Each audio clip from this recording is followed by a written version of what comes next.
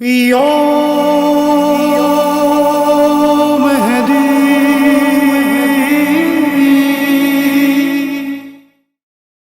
اعوذ باللہ من الشیطان الرجیم، بسم اللہ الرحمن الرحیم۔ اللہم عجل لولیک الفرج، اللہم عجل لولیک الفرج، اللہم عجل لولیک الفرج، اللہم صلی علی محمد و آل محمد۔ اقتباس نمبر 19۔ آئیے اپنے امام کے متعلق جانیں۔ کتاب کمال الدین و تمام النعمہ، مصنف آغائے شیخ صدوق علیہ الرحمہ۔ کہتے ہیں کہ یہ جو اقتباس ہے، اس اقتباس میں ہم ایک ایسے شخص کی گفتگو کرنا چاہتے ہیں جس کا نام ابو المحیب بیان کیا گیا ہے، اور یہ ان اشخاص میں سے ہیں جو رسول صلی اللہ علیہ وآلہ وسلم اور ان کے جانشین یعنی مولا علی علیہ السلام کے متعلق معرفت رکھتے تھے۔ اکثر ایسا ہوتا تھا کہ رسول تجارت کے سلسلے سے سفر کیا کرتے تھے۔ اسی طریقے سے اس مرتبہ بھی یہ واقعہ ہوا کہ رسول صلی اللہ علیہ وآلہ وسلم جو ہے وہ جناب خدیجہ سلام اللہ علیہا کے مال تجارت کو لے کر کے جو ہے سفر کیا دمشق کا، اور جو ہے جب دمشق کے بازار میں پہنچے تو ایک شخص ہے جس کا نام ابو المحیب بیان کیا گیا ہے۔ اس نے جو ہے قافلے والوں کو دیکھا تو دیکھ کر کے اس نے سوال کیا کہ آخر آپ لوگ کون ہو اور کہاں سے آئے ہو؟ تو ان لوگوں نے کہا کہ ہم لوگ مکے کے رہنے والے اور قریش کے کچھ جو ہے وہ تاجر ہیں۔ تو اس نے سوال کیا کہ کیا قریش میں کوئی اور بھی ہے جو تمہارے ہمراہ ہے؟ تو کہا کہ ہاں، ان لوگوں نے بیان کیا اور ان لوگوں نے جو ہے اس کا جواب دیا کہ قریش کا ایک جوان ہے ہمارے ساتھ جس کا نام محمد ہے۔ تو اس ابو المحیب نے جو ہے رسول سے ملنے کا اصرار کیا، تو ملنے کے لیے ان لوگوں سے فرمایا کہ میں ان سے ملاقات کرنا چاہتا ہوں۔ تو کہتے ہیں کہ ان لوگوں نے جو ہے عجیب جوابات دیے اور عجیب طریقے سے اس سے جو ہے یہ کہا کہ آپ ان سے کیوں ملنا چاہتے ہیں؟ قریش میں کوئی ایسا نہیں ہے جو اس سے کم شہرت رکھتا ہے، کوئی ایسا شخص نہیں ہے جو ان سے کم شہرت رکھتا ہو۔ اور کہتے ہیں کہ اس کو تو قریش کا یتیم بھی کہا جاتا ہے۔ یہ بھی بہت عجیب بات تھی کہ رسول اللہ کو جو ہے قریش کا یتیم کہا جاتا تھا۔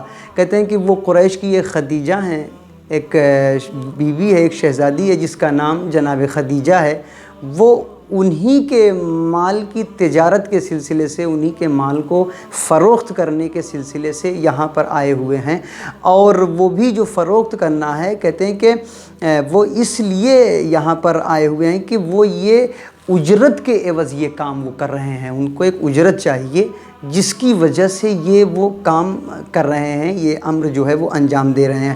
تم ان سے مل کر کے کیا کرو گے؟ تو کہتے ہیں کہ اس نے اصرار کیا کہ وہ ہم جانتے ہیں کہ ہمیں کیوں ملنا ہے، بس آپ ہمیں ان تک پہنچائیں۔ کہتے ہیں کہ یہ لوگ لے کر کے پہنچے اس بازار میں اور اس جگہ پر جہاں پر رسول موجود تھے۔ تو کہتے ہیں کہ جب اس نے جو ہے رسول کو دیکھا تو دیکھ کر کے پہلی فرصت میں ہی رسول کو اس نے باقاعدہ طور پر پہچان لیا۔ قبل اس کے کہ لوگ پہچانواتے، اس نے جو ہے خود سے رسول کو پہچان لیا، اور جو ہے باقاعدہ ایک آواز میں جو ہے اس نے رسول کو پہچان لیا اور دیکھ لیا۔ کہتے ہیں کہ پھر اس کے بعد جب اس نے رسول کو پہچان لیا تو کہتے ہیں کہ یہ رسول کو ایک الگ مقام پر لے گیا، اور وہاں پر خلوت میں، تنہائی میں اس نے رسول سے کچھ گفتگو کیا، اور یہ گفتگو باقاعدہ ایک تھوڑے وقت تک چلتی رہی یہ گفتگو۔ کہتے ہیں جب یہ گفتگو ختم ہوئی، جب اس نے ساری گفتگو کر لی، تو کہتے ہیں کہ اس نے جو ہے اپنی آستین سے کچھ چیزیں نکالیں اور وہ رسول کو پیش کرنا چاہتا تھا، لیکن رسول نے اسے قبول نہیں کیا۔ یہ بہت ہی اہم ہے۔ کہتے ہیں قبول نہیں کیا۔ آخر میں جو ہے یہ ابو المحیب جو ہے یہ اس نے جو ہے لوگوں کو پیغمبر صلی اللہ علیہ وآلہ وسلم سے ملے رہنے یعنی متمسک رہنے اور ان کی اطاعت کرنے پر باقاعدہ طور پر مشورہ، ان کی اطاعت کرنے کا لوگوں کو مشورہ دیا ہے، اور اس نے یہ بھی اشارہ کیا کہ وہ آخری نبی یعنی رسول کے بارے میں اس نے یہ بتایا کہ یہ آخری نبی ہیں، اس کے بعد اب کوئی نبی نہیں آنے والا ہے۔ دیکھ رہے ہیں معرفت کس حد تک ہے، کہتے ہیں کہ یہ آخری نبی ہیں، اب اس کے بعد کوئی نبی آنے والا نہیں ہے۔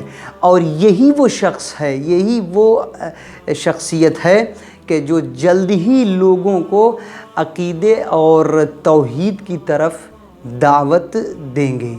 اور پھر اس کے بعد جو ہے باقاعدہ پھر اس نے جو ہے اس دانش مند نے یعنی اس ابو المحیب نے جو ہے خود حضرت علی علیہ السلام کے سلسلے سے بھی گفتگو کی اور ان کے متعلق بھی لوگوں کو بشارت دیا اور پیشن گوئیاں کی، اور خود جو ہے اس نے یہ بات بھی کہی لوگوں سے کہ تم یہ سمجھ لو کہ یہ علی علیہ السلام ان اشخاص میں سے ہیں جو رسول پر سب سے پہلے ایمان لانے والے لوگ ہیں۔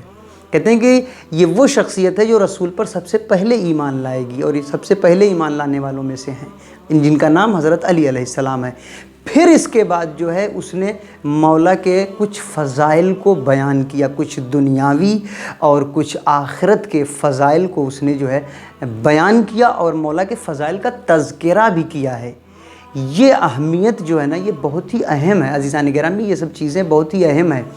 یہ وہ شخصیتیں ہیں جو واقعاً جن کا اسلام سے تعلق نہیں تھا، یہ حیرت انگیز چیزیں ہیں ہمارے لیے۔